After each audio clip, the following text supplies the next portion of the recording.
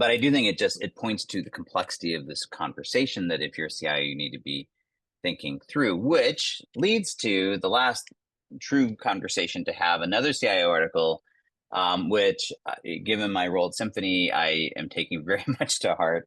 The title of it is "CIOs are Bullish on AI Agents, IT Employees Not So Much." And the gist of the article is that there's a ton of hype, and the hype apparently is landing on the executive suite. So according to this article, and this actually came from, I think, a PagerDuty survey, Yes. but basically it's something like 53% of the execs, and a couple different versions of this, but a large number of execs are like all in, going, "Yeah, AI agents, they're the future. We're gonna be doing this right now." And when they talk to the actual people in IT, that the practitioners that have to make all this stuff work, they're like, maybe not. Maybe not. And this speaks to, we've talked about this in the past. The underlying complexity of AI agents is not insignificant. And this is where a lot of the hype has made it sound so much simpler than it is. And I think this is going to be a real challenge for any tech company selling agentic AI solutions, to try to have an honest conversation with the market, with your customers, about where you're really sitting in this, and is it, how simple is it really to do? Yes, the hype of agentic AI right now is about autonomous agents that can take action and contextually figure out what's happening and going on, and frankly, taking over things like tier one help desk and basic accounting and all sorts of other tasks that come into that exist in the workplace. So it's a combination of reducing work and then providing kind of an agent or a set of agents that can perhaps accelerate your own work. But frankly, when you try to use agents at this point, you can create perhaps single task agents without too much of a problem. But do you really want it to automatically do what it's what it has figured out every single time without checking first? I think that's honestly a hard ask, because honestly, we don't know how all these agents work yet. There's no track record.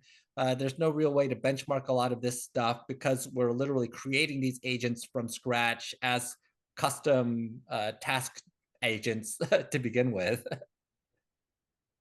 Yeah, no, it is. I mean, we talked about ServiceNow last week, and they released an ad, a very cute ad, actually. I mean, you gotta love, what I could do with whatever it is, $80 million marketing budget, or what these companies have, right? I mean, just a very well produced ad, and the same thing, though. It sort of conveyed this idea that there were like these hundreds of agents running around doing all this stuff autonomously. And I think this is part of the problem. It sounds amazing. If you're a business executive, you're going, yes, bring it on. And this is not unique to AI. We've had this problem, all the way back to, when Salesforce first introduced the no software CRM. Like, it wasn't no software. It just wasn't software that you had to run on your servers. That's all, right? But it was still software. It was still, there's all this complexity to it. And so, it's the sort of the same story we've had in the technology industry for a very long time. And so I think it's just again, not unexpected, but I think, I don't know why. Maybe because AI is at that stage right now where, what's the quote? Any sufficiently advanced technology seems like magic. I think Yes. AI and agentic AI in particular is still in that sort of magic phase. And so I think people are buying it, right? Certainly the more detached you are from the pragmatic aspects of actually making this stuff work, the more likely you are to buy the hype.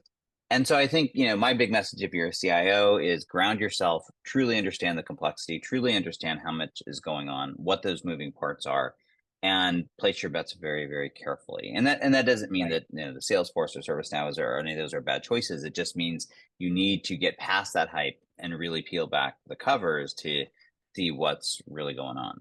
Yeah, I believe deeply in agentic AI, and both as an enabler and frankly, it will take jobs. But I think this year is really deeply about testing agents for the rest of the decade. This is a long-term investment to understand how this technology works. in context of your business. So rushing to a deployment, in a month or two, just because finance says you have to have a 12-month payback period, or else, I don't think is the right way to go, because this is how your business is going to work over the next 5, 10, 15 years.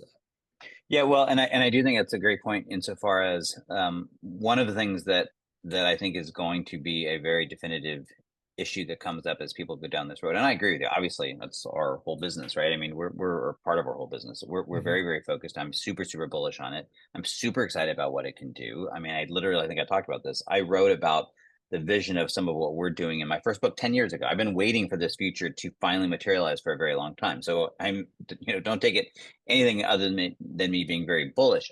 But there is a lot of work, having also spent most of my career in the enterprise on the buy side. That every organization has lots of these skeletons, and the skeletons are in the form of data that is inconsistent and all over the place, and with no governance or models of understanding provenance. And there's all kinds of processes that are all over the place, and the process map disconnect from how processes actually work. And all of those reasons why I have things like process mining and task mining and RPA that predates all of this. Mhm. There's a reason all that stuff has existed, and it doesn't magically get wiped away because we have this thing called agentic AI. And in fact, what agentic AI is going to expose is you've got to get this stuff fixed. And the people Mhm. that are going to be able to realize that vision, they're going to stand up on stage with one of these companies, are the ones that actually done the hard work of getting their house in order. So I think it's going to be for some interesting times, and we're going to see the sort of separation of the people that are getting all of it and are progressing with it in the right way, and those that are buying into the hype and left holding the bag, so to speak.